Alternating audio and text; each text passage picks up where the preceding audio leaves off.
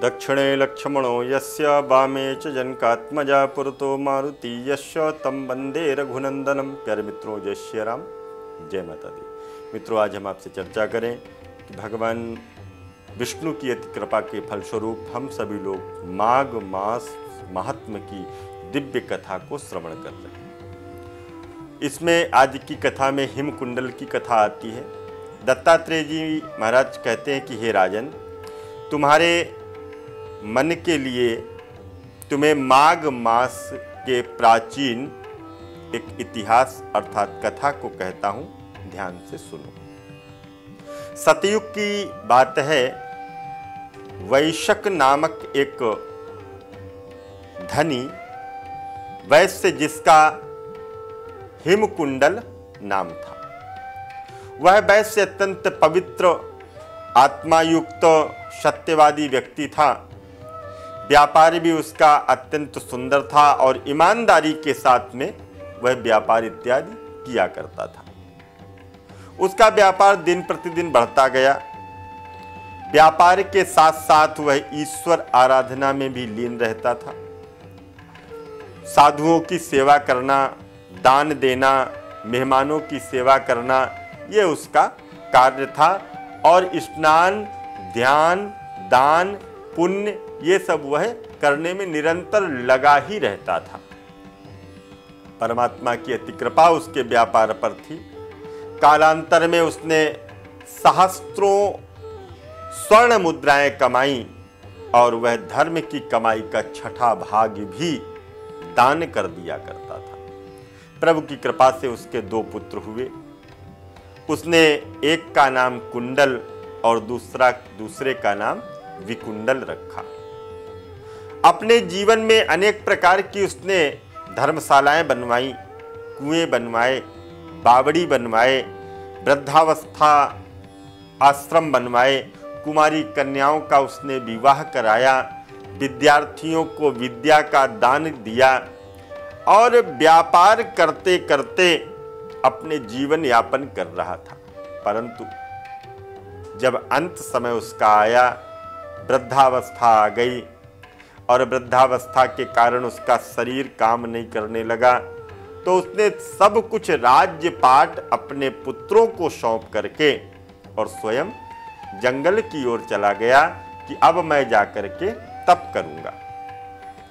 जितनी भी संपदा थी वह अपने दोनों पुत्रों को सौंप करके और वह जंगल की ओर चला गया तप करने के लिए। वैश्य ने अपने पुत्रों की अपार संपदा, जो दो पुत्र थे, उन्होंने अपने पिता की अपार संपदा को देखा तो सोचने लगे मुझे कुछ करने की जरूरत नहीं है, और दुष्ट जन उनके मित्र बन गए। पिता की संपत्ति जब बच्चों के पास में आई तो उन्होंने उस संपत्ति को बिगाड़ना चालू कर दिया। इसी वजह से कहते हैं पूत सपूत तुका धन संचय, पूत कपूत तुका धन संचय। पुत्र यदि सपूत हैं, सुंदर हैं, तो उनके लिए धन संचय करने की जरूरत नहीं, पुत्र वह स्वयं कर लेंगे। और पुत्र यदि कुपुत्र है तो उसके लिए भी धन एकत्र करने की जरूरत नहीं। जितना संचय करोगे, जितना जोड़ करके रखोगे, वह सब बेकार कर देंगे। अपने पिता के सरल स्वभाव, धार्मिक स्वभाव और विपरीत यह दोनों बालक हुए। पिता तो धार्मिक थे परंतु यह बालक दोनों नास्तिक हो गए और वैश्यागमन करने लगे। और यहाँ तक कि जुआ खेलना, निंदा करना, अनेक प्रकार के कार्य इनके गलत हो गए।